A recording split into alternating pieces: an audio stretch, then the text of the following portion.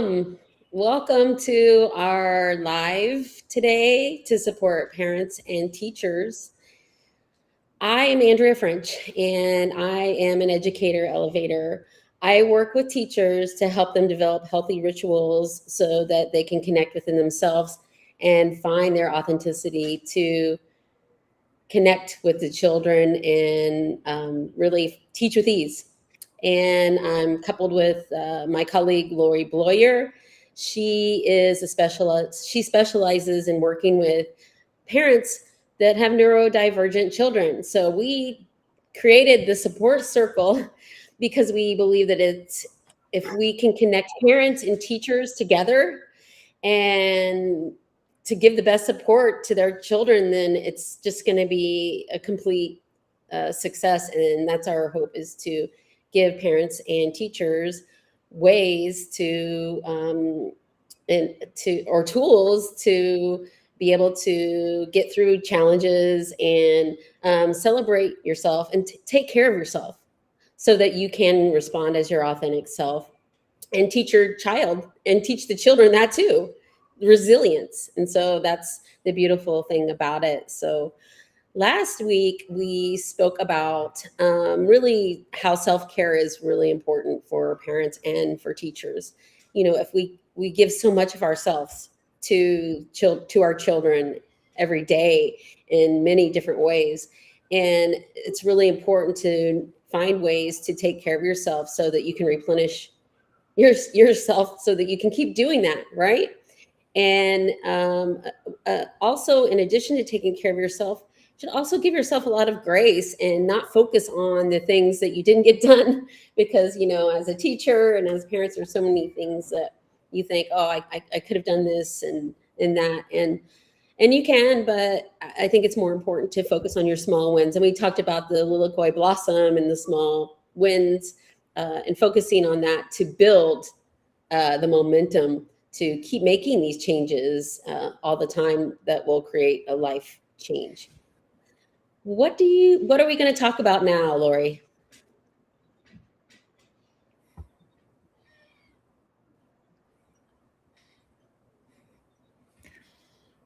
All right. Well, today we're going to talk about something that's a little hard. Last week was about self-care. This week is about what we call the invisible load, the load that we're all carrying, the weight we're carrying as teachers, as parents, as caregivers of these amazing children that are in our care. And so we're going to be, looking at what the invisible load is, how to work through that load, especially the end of the school year for teachers, educators, and of course for parents and these children. So for everyone, we're carrying this load, and it can be like a bag of rocks in a backpack that you may not think about. And so that's why we're kind of calling it the invisible load, because if you start to take out these rocks out of your backpack, which I hope we will we'll uncover a few of them today, and start the process of lightening your load and giving you that new perspective to embrace this lovely class you have, or these lovely children that you have. And of course, always going back to what we talked about last week, which is the self-care. So that's what we're going to talk about today. I'm excited as always. Thank you everyone for being here. If tech is working out, we should be streaming on several locations. So if you want to give a shout out, we're happy to answer any questions that you have. If we see them, of course, we're talking a lot, but we will try to see those questions if they come in. If we don't get them this time, we can answer them next time. We'll be here every Sunday. So I think we're on a good tech streak. So yeah, are you ready to talk about invisible load? Yes, I was looking down because I'm on my phone checking to see if it's streaming live on the support circle, and it is. And so I just typed into the support circle, hi parents and teachers. So I'm looking at that chat, and I'm looking at our chat here right now. So please type in if you're joining us from where you're from, and if you're a teacher or a parent, how old your your child is or what grade you teach, just to connect and get to know each other. I was a special education teacher for about 20 years, and then I went into coaching teachers. And I just want to say that the load, the load is a big one. I've also been a general education teacher. There's different types of loads for different types of teachers. And especially, I was just talking to Lori before this call this week.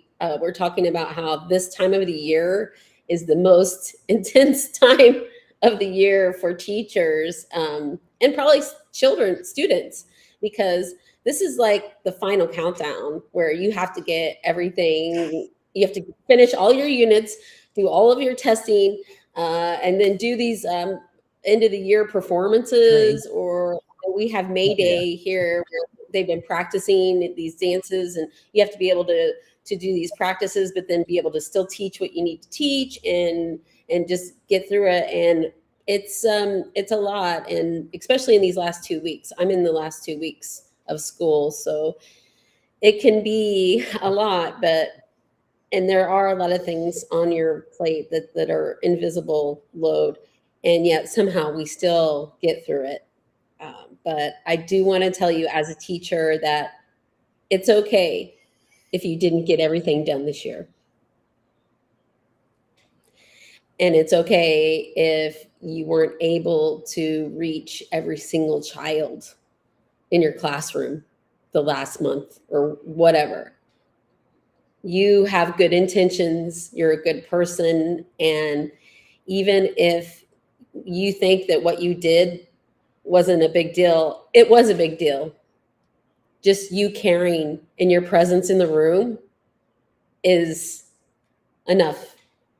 You are enough. So that's what I want to leave you with. What do you think, Lori?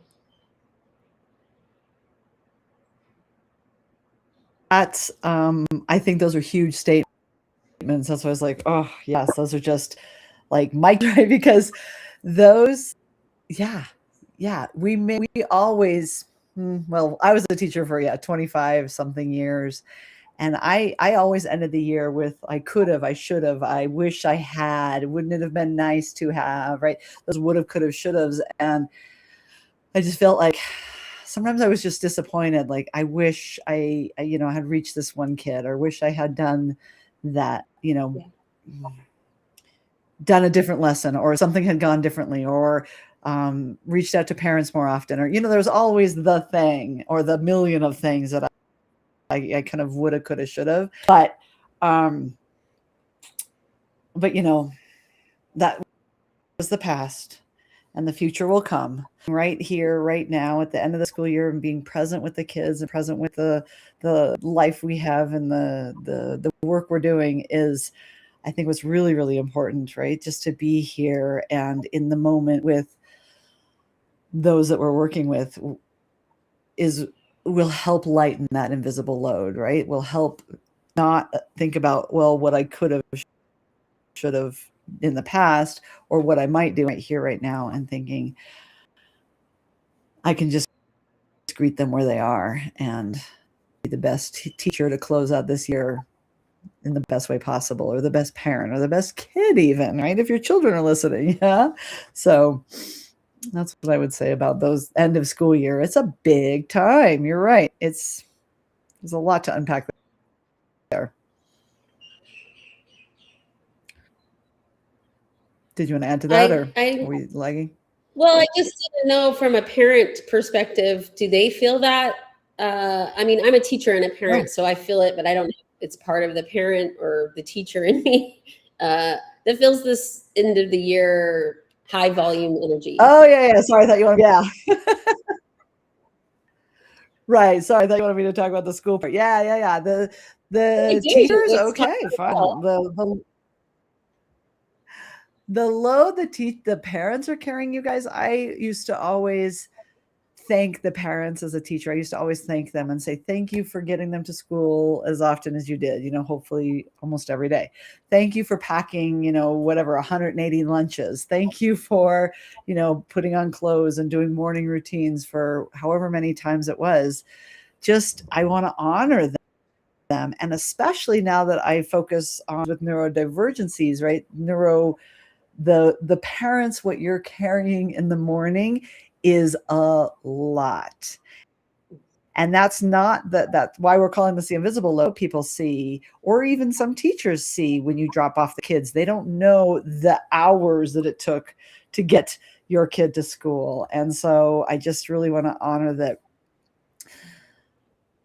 Yes, mornings, lunches, after school, homework, bedtime, all of that weight and all of that exhaustion is what you're carrying in those backpacks I was talking about, right? And I'm sure Andrea and I are going to unpack some strategies for helping with that. But we just first just want to honor that we know you, we see you, we see that the struggle is real. That countless parents that I talked to are just, right? Whether you have a neurotypical or a neurodiverse child, it's exhausting to come to the end of the year. The unfortunate news, and I think Andrew and I are going to definitely talk about this coming up, is, in another episode, is summer's coming. So now we're out of our routines and we have a whole nother type of struggle, and the struggle's real. And these recordings will be turned into podcasts, but also my podcast from last year talked about getting rid of the summer and the summer struggle. So we will be also posting those too. But yes, I just want to start off by saying I honor you, I see you, and we know that it's so challenging to carry this load that others may not see when you drop your kid off, or educators may not see. So that also comes with the guilt that sometimes parents feel, right? The guilt that Andrew's talking about from an educator point of view, but am I a good enough mother? Am I a good enough parent? Am I a good enough caregiver? Am I doing the right things? Am I failing them in some way? Am I not saying enough? Am I saying too much? Right? All of the swirl that goes on is guilt-ridden, and that's also really, really challenging, and is an invisible load that we carry when you're at the grocery store and you are dealing with a meltdown right in front of everyone, and you're wondering, am I doing a disservice to my child? Am I doing a disservice to the public around me and to myself and to my groceries, and my ice cream's melting, right? All that guilt that we feel, it can be overwhelming. It can be overwhelming. So that weight also that we feel as parents of neurodiverse kids, right? I have to handle the IEP. I have to handle the meetings, the advocating for my child, that weight also comes at an invisible load, right? See, these are the boulders that are in your backpack that I think, I don't know. I'll let you talk. What do you think about the weight that the parents carry? What do you think about all that, Andrea? Yeah, and to have to be the foundation for your child, or the rock, speaking of weights, to have to be the rock and be there for your kid, and be emotionally stable, and regulate your emotions, that's really hard to do, especially when you're in a stress situations, or if you're a single parent too and you're doing it all by yourself. God bless you. I don't know how you do it. You're amazing. Like, that's unbelievable. And my heart goes out to you. And I want to tell you, parents, the same thing I told the teachers. It's okay if you're not perfect. It's okay if your child acts out at school, and the teachers you want to talk with the teacher about it. It's not your fault. I feel like this is the biggest thing that's blocking teachers and parents from coming together, because we both want the same thing. We both want the best for the child. But then there are these feelings of guilt, like from the teacher, like, I don't know what to do. I don't know. We were never trained to teach ourselves or children how to regulate our emotions. And I never received a college course on neurodivergent children. Maybe there are some now, but I don't know, you know? And we were never trained. We never did professional development really on that I can remember. It's usually more curriculum based. And that's where I'm a big advocator for teachers needing more personal development in those areas, and parents too, because it's really hard. So I'm going to go back to what I'm saying. I feel like the major block is that parents, what I've seen, and this could just be my perspective as a teacher, is that they feel like their child's behavior is a reflection on them, and that it's their fault that they're acting this way. And that's not true. Because number one, regardless if it's a neurodivergent child or not, kids do stuff like that. All kids misbehave. They test your waters. That's what a kid does. And teachers are really aware of that. And your kid is not the only kid that's misbehaving. And there are good kids that misbehave. And I love it when I see good kids that are known to be good misbehave, because to me, that's normal. I'm like, phew, this person's normal, right? So for you to be able to be like, hey, I don't know what's going on with this my child, but I'm willing to do the work, and I want to talk to you about it. Let's get on the same team together, because I want him or her to learn ways to cope and get through the day, and I believe they're worth it, and it'll make our lives easier, both of us. And that's what I have to say about it. So you can see, if you're listening, and just give a shout to Ruth. I saw you in the chat over there. Thank you, Ruth. And those of you that are watching the recording.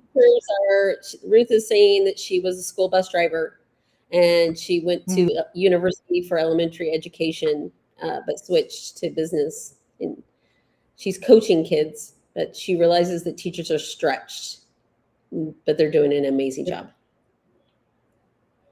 Thanks, Ruth.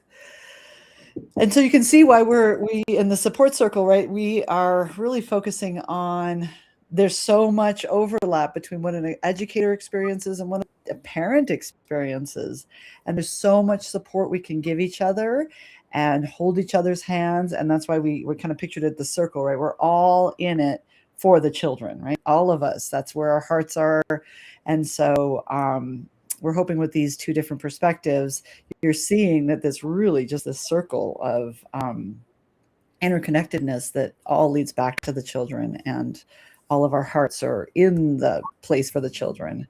So I just really want you to know that as a parent, right, that feeling that guilt just means you care. It means you are trying the best you can with the tools you have and the support you have.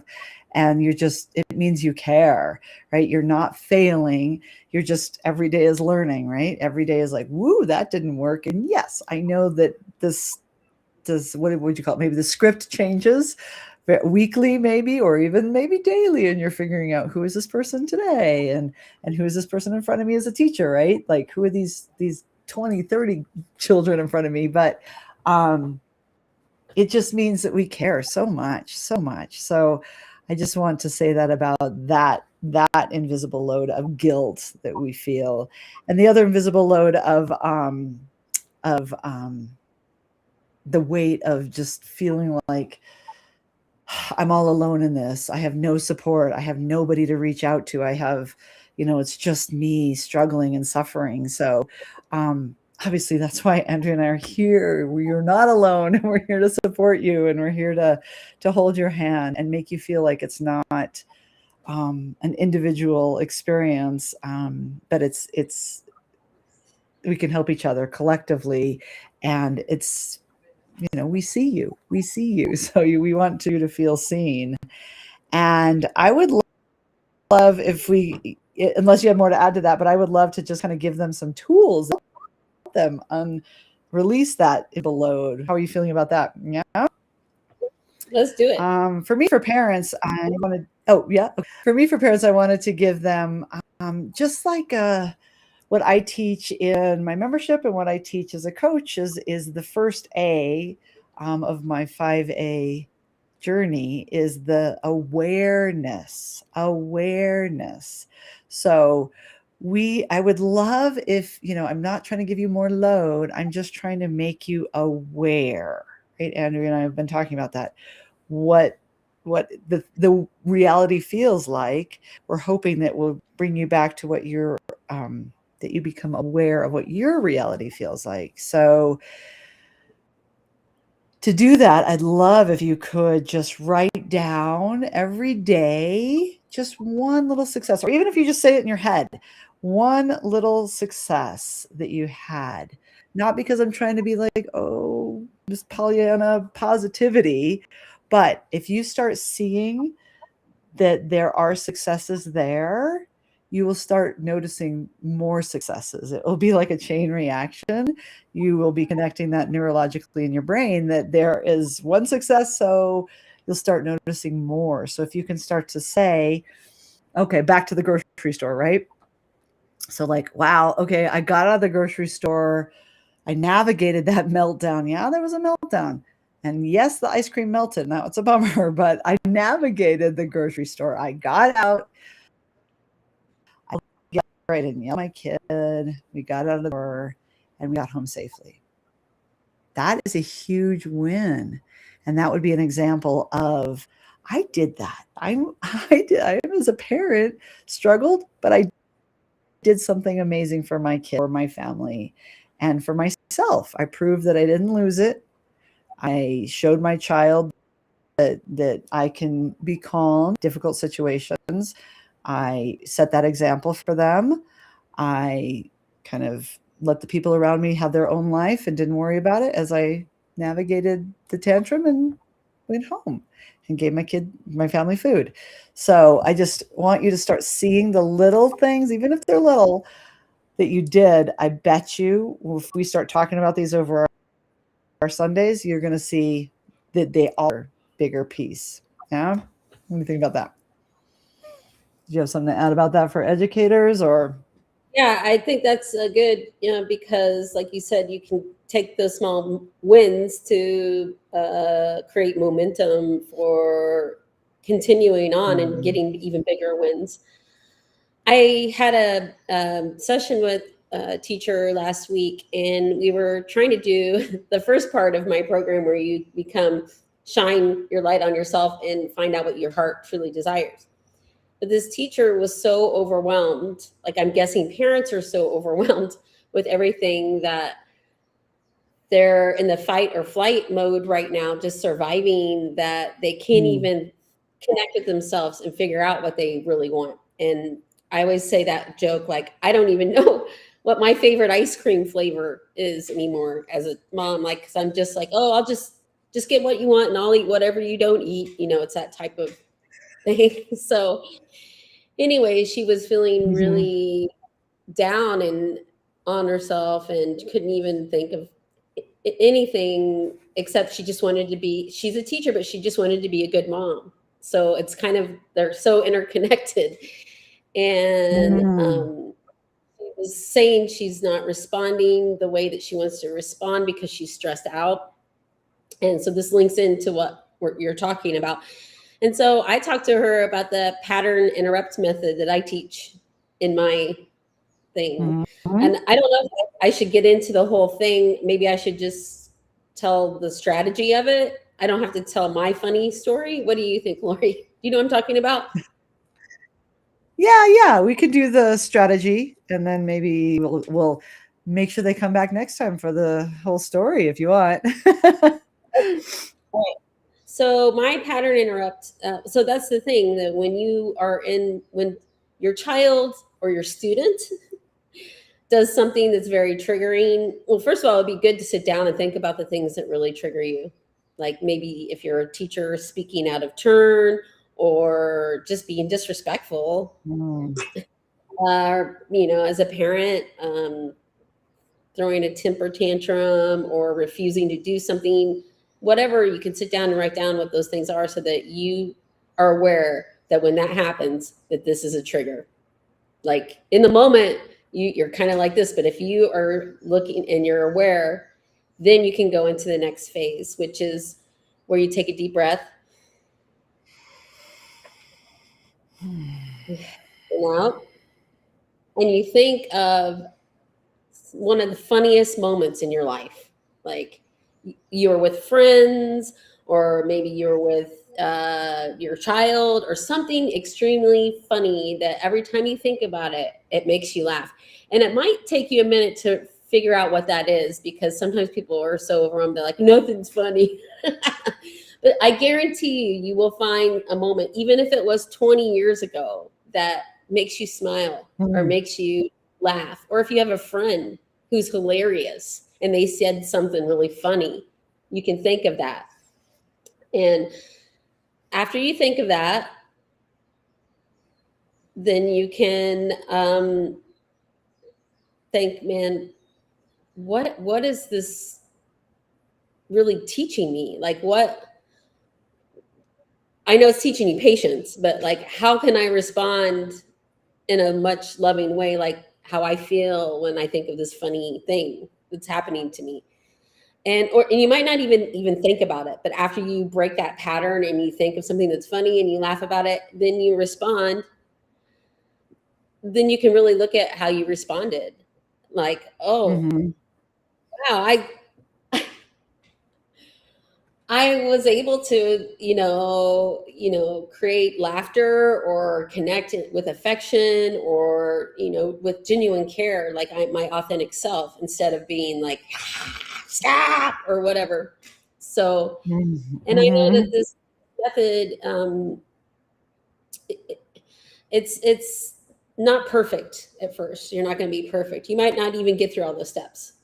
You might get to the step where you're aware and you take a deep breath, and that's it. And that's okay. Then you can keep going further into it, where then you picture your thing. And it sounds like it's a long process, but this like takes seconds. This is like 30 seconds. This whole thing goes in and it breaks your pattern. Mm-hmm. You laugh and you smile, and then you think about it. But what I really like about it is once you get it down, well, it's a continual process, but once you get better at it, then after you do it, you can reflect, you can do some self-reflection and be like, yeah, I like that. I did that. And that's how I'm going to do for the next time that this happens. And then you can develop strategies for different situations. Mm-hmm. Next time I'll tell you what my funny story is to interrupt. Yes. It's a good one. You'll have to come back next week.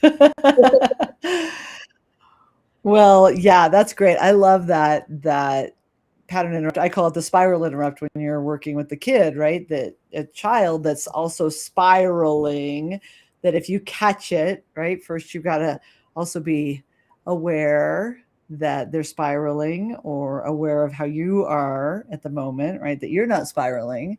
But if you can catch either, yeah, what Andrew was talking about, your spiral or their spiral, and interrupt it either with something funny or with something. I know humor definitely worked with my son. That's how we survived. But yeah, even redirect of, hey, you did this really great today. That's amazing. And, just catching it. So I think awareness is a big first step. Always just paying attention to yourself and your child and the environment. Just starting to become aware is an amazing first step in everything that we do. So, um, yeah, I thank you. Yeah, what do you think, Andrea? Any last comments we got to share, or how are we doing? No, I just think that when you do things to break that, being in that state and really focus on something that makes you happy, that you can respond, just like you said, either with humor, which humor is great to use as a teacher too, or with genuine concern. No. Hey, this isn't like you. I really care about you and I want you to be successful. Like either one is a good path. Hmm. Yeah. Well, thank you everyone for coming or listening to the recording. We appreciate you. I don't know if you're still there. Thank you. And the others that might have been quiet. We're on platforms, so it's kind of hard to see all the platforms at once. But Andrea and I have a workshop coming up on the 28th of May. So we will be sending out information about, I will be sending out information about my workshop coming up, about 3 shifts you can take if you'd like more family-friendly support. I will be having that workshop on the 28th. So go ahead and reach out to me. Did you have a workshop coming up soon too, Andrea? I don't have one coming up You have one? this month. I have some other things that are going on, but I definitely plan on having one soon, or can make myself available if anybody wants to have uh, a discussion or a phone call. Wonderful. And of course, and we have the support circle Facebook group. So please reach out if you need help, right? That's why we're here in the community. That's why, free resources in that group. If you're in the group, we will be adding free resources to help you. And that's why we're here every Sunday. So come join us. And reach out if you need support between times that we're live. Yeah. Because we just really want to, like we said, our big goal is just for the teachers, the families, and everyone to circle around these children and support them and hold them up, because that's what we have to do. If we don't want to continue this future that we have to make a change, and that's why we're here. So we just really want you to know that as a teacher, as a parent, your biggest asset is their biggest asset is you, right? You, the caregiver, you, the teacher, you, the person in their life. But you also need support too. So we're here for you. All right. With that, we hope it all technology worked out, and we will be here next week. All right. Anything else? No, that's great. We'll see you Sunday. Okay. Goodbye. Bye.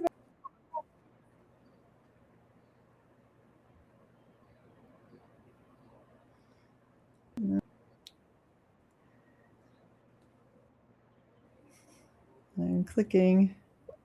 Oh, there we go.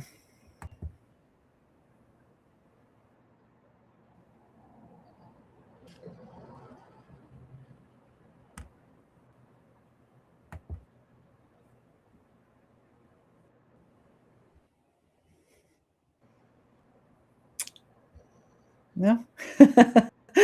We're still here. Now, Ruth loved it. I don't know why she put May 8th on here. Hold on. I think we're still live on the other channels.